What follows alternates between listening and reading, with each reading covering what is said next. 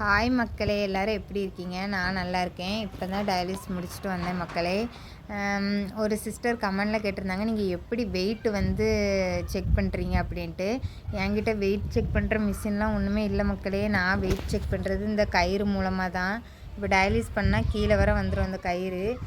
இதுவே 2 நாள் கழித்து போனோன்னா அந்த மேலே அந்த மச்சம் இருக்குது பார்த்தீங்களா, தெரியுதா? அந்த மச்சத்துக்கு கொஞ்சம் கீழே வர வந்துடும். அப்போவே நம்ம தெரிஞ்சுக்கலாம் நம்ம ஒரு 3 கிலோ 3.5 கிலோ ஆகிட்டோம் அப்படின்ட்டு. இதை விட கொஞ்சம் மேலே போயிருந்தேன்னா தைரியமாக போகலாம். 2-2.5 கிலோ. இதை வச்சு இந்த கயிறை வச்சு தான் மக்களே நான் வெயிட் மெஷர்மெண்ட் பண்ணிகிட்டு இருக்கேன். அதுக்கப்புறம் ஒரு சிஸ்டர் உங்களோட யூரின் அவுட்புட் எவ்வளோன்னு கேட்டிருந்தாங்க. எனக்கு ஒரு நாளைக்கு 100 ml வர்றதே பெரிய ஆச்சரியம்தான். இந்த சோறக்காய் அந்த மாதிரி சாப்பிட்டா ஒரு 150 ml, இவ்வளோ தான் மக்களே. யூரின்லாம் இதாகிருச்சு. அதுக்கப்புறம் உங்கள் கிட்னி எவ்வளோ பர்சன்டேஜ் வேலை செய்யுதுன்னு கேட்டிருந்தாங்க. என் கிட்னி வேலை செய்கிறத நான் அந்த இதை ஆட் பண்ணுறேன், அந்த ரிப்போர்ட்டு, அதில் பார்த்துக்கங்க. நம்மளுக்கு கிரியேட்டின் லெவல் 15க்கு மேலே ஆயிடுச்சு. வாரத்தில் 3 நாள் டயாலிஸுங்கும் போதே கிட்னி சோழி முடிச்சிருச்சுன்னு அர்த்தம் மக்களே. இது எப்படி 2 நாளைக்கு வரோம். ஒவ்வொருத்தங்களுக்கு 3 நாள் பண்ணாலுமே யூரின் போகுதா என்னன்னு தெரில. 2 நாள் பண்ணுறவங்களுக்குலாம் யூரின் போகுதுன்னு சொல்லியிருக்காங்க. எனக்கெலாம் யூரின் அந்த அளவுக்குலாம் வர்றதில்லை. எல்லாமே உடம்புல தான் தேங்கிடும். அதுக்கப்புறம் இன்றைக்கி நான் ஷேர் பண்ணி டீச்சி, நீ எங்கள் டாக்டர் அறிவழகன் டாக்டர் பார்த்துருக்கியா? எப்படி இருப்பாங்க?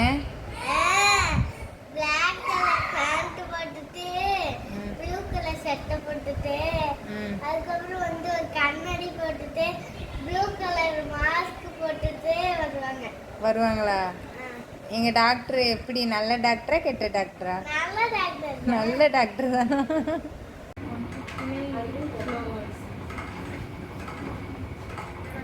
எங்கள் டாக்டரை பற்றி தான். எனக்கு ஃபஸ்ட்டு கிட்னி ஃபெயிலியர்னானோடனே நான் கோயம்புத்தூருக்கு அந்த டாக்டர் தான் பார்த்தேன். எனக்கு ஃபஸ்ட்டே ஒரு லேடி டாக்டர் இருந்தால் நல்லா இருக்குமே நம்ம பேசுகிறதுக்கு. ஏன்னா எனக்கு பீரியட்ஸில் தானே பிரச்சனை இருந்துச்சு.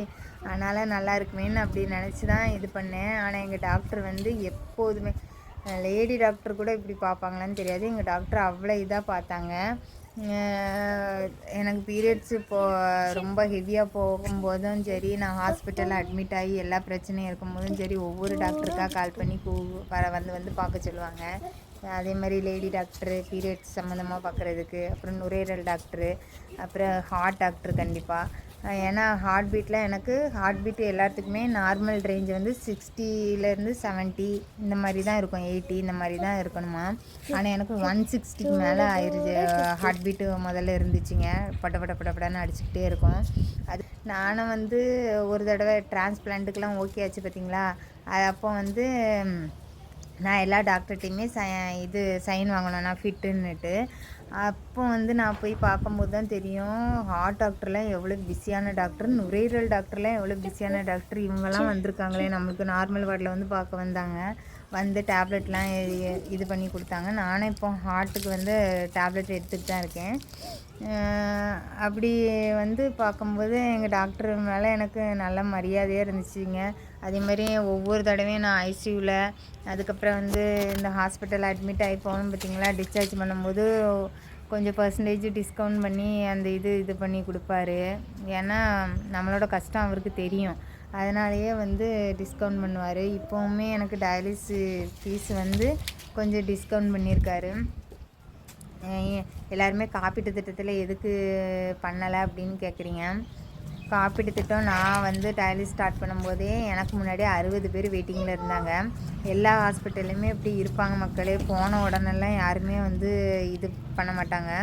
அதாவது நம்ம இப்படி டயாலிஸ் பண்ணுறது கொஞ்சம் எல்லா ஸ்பெசிலிட்டியும் இருக்கிற மாதிரி ஒரு ஹாஸ்பிட்டலில் பண்ணுறது நம்மளுக்கு சேஃப்டி. எதுனாலும் உடனே எல்லாமே இருக்கும், உடனே இது பண்ணிடுவாங்க. ஏன்னா நான் டயாலிஸ் பண்ணும்போதே டயாலிஸ் ரூம்லேயே நிறைய பேர் இறந்துருக்கிறத பார்த்துருக்கேன். அவ்வளோ ஸ்பெசிலிட்டி இருந்துமே லோ பிபி ஆகி, ஹை பிபி ஆகி, அப்படி என் கூட டயாலிஸ் பண்ணவங்க நிறைய பேர் இறந்து போயிட்டாங்க பார்த்துக்கோங்க.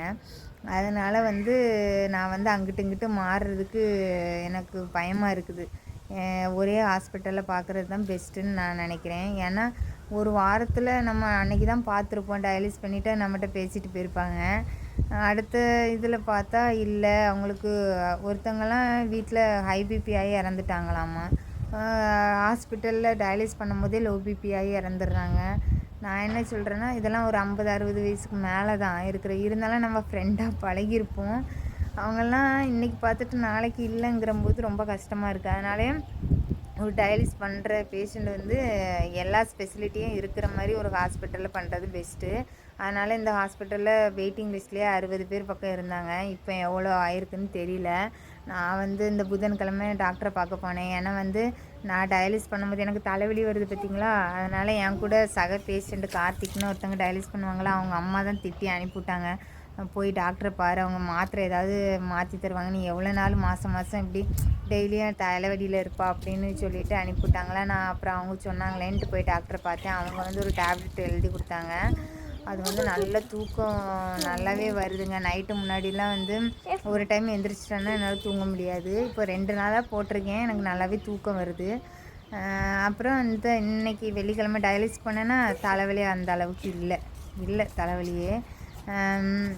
ஒருவேளை இந்த டேப்லெட்டே போட்டால் சரியாயிருமோ என்னமோ தெரியல. அதனால் டேப்லெட் எழுதி கொடுத்துருக்காங்க எனக்கு. அதனால தாங்க ஒவ்வொரு இடமா மாறுறதுக்கு கொஞ்சம் பயமாக இருக்குது. நம்மளுக்கு செட் ஆகிடுச்சு, இந்த மிஷினும் செட் ஆகிடுச்சு, இதுவும் செட் ஆகிடுச்சு. நான் இன்னொருத்தவங்களும் கேள்விப்பட்டிருக்கேன், ஃபீஸு கம்மிங்கிறனால வெளியே போய் டயாலிஸ் பண்ணிவிட்டு ஒரே நாளில் அவங்களுக்கு முதல்ல நல்லாவே யூரின் போயிட்டு இருந்துச்சாமா. அந்த ஹாஸ்பிட்டலில் பண்ணிகிட்டு இருக்கும்போது வேறு ஆஸ்பத்திரி போய் அந்த மிஷின்னு செட் ஆகலையா என்னது தெரில, ஒரே நாளில் யூரின்லாம் ஸ்டாப் ஆகி அவங்களுக்கு உடம்பெல்லாம் வீக்கம் போட்டு மறுபடியும் இந்த ஹாஸ்பிட்டலுக்கே வந்து ட்ரீட்மெண்ட்லாம் பண்ணி தான் சரியாச்சான். ஆனால் அப்போ யூரின் ஸ்டாப் ஆனது இப்போ வரை யூரின் போக மாட்டேங்குதுன்னு சொன்னாங்க அந்தளவுக்கு. அதனால தாங்க நீங்கள் எல்லாருமே கமெண்டில் சொல்கிறீங்க அந்த ஹாஸ்பிட்டல் பாருங்கள் இந்த ஹாஸ்பிட்டல் பாருங்கன்னு. இப்போதைக்கு நம்ம உடம்புல ஒரு பிரச்சனை இல்லை, நிறைய பிரச்சனை இருக்குது. அதனால் ஒரு ஆஸ்பத்திரியில் ஏதோ செட் ஆகி ஓடிக்கிட்டு இருக்குது. அதனால் ஹாஸ்பிட்டல் மாறவும் கொஞ்சம் பயமாக இருக்குதுங்க. ஏன்னா ஒரு 3 மாதத்தில் கலைஞர் காப்பீடு திட்டம் ஓகே ஆயிரும்னு சொல்லி ஆறுதல் படுத்தி அனுப்பியிருக்காங்க. ஏன்னா நான் நர்ஸுக்கிட்ட கேட்டுக்கிட்டே இருப்பேன், எனக்கு சொல்லுங்கன்ட்டு. அவங்க தான் சொன்னாங்க, ஓகே ஆயிரம்மா கவலைப்படாத அப்படின்னு சொல்லி அனுப்பிவிட்டாங்க. ஏன்னா மக்களே பசங்களுக்கு ஃபீஸு கட்ட முடியல நம்மளால்.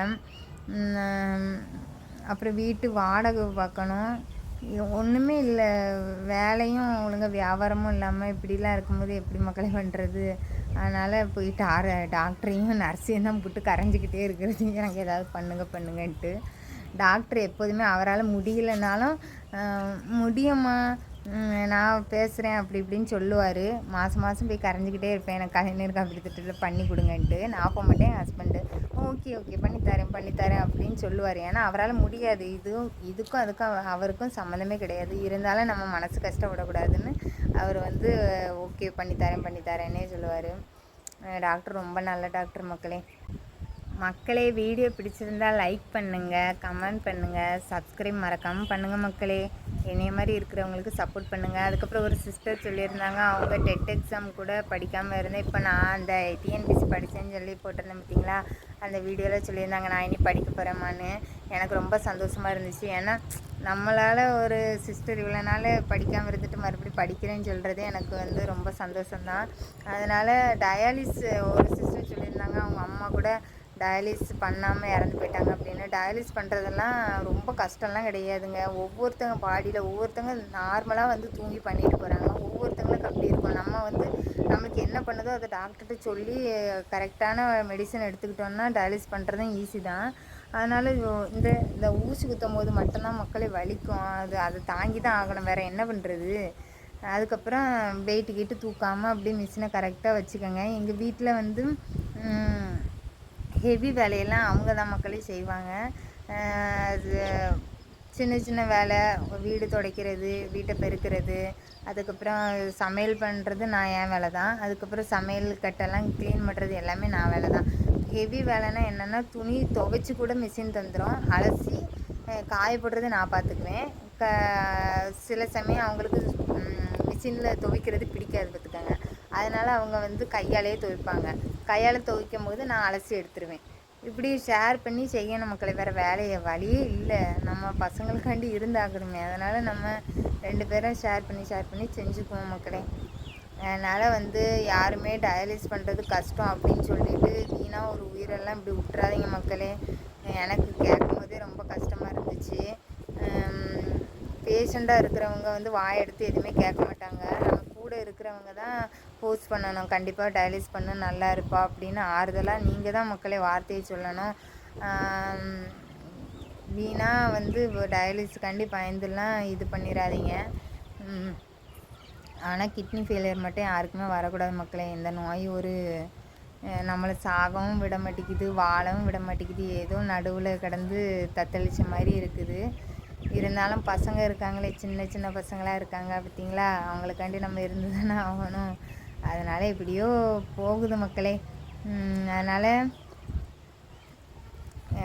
வந்து டயாலிஸ் பேஷண்ட்டெல்லாம் வாழ்க்கையே முடிச்சு போச்சு அப்படிலாம் நினைக்காதீங்க. நானும் ஒரு காலத்தில் அப்படியே நினச்சிட்டு தான் இருந்தேன்.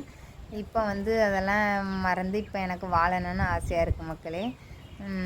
பார்ப்போம் சீக்கிரமாக கிட்னி கிடைக்குதான்ட்டு. அட்லீஸ்ட் ஒரு 10 வருஷமாச்சும் வாழணும்னு ஆசையாக இருக்குது. சப்போர்ட் பண்ணுங்கள் மக்களே, சப்ஸ்கிரைப் பண்ணுங்கள் கண்டிப்பாக.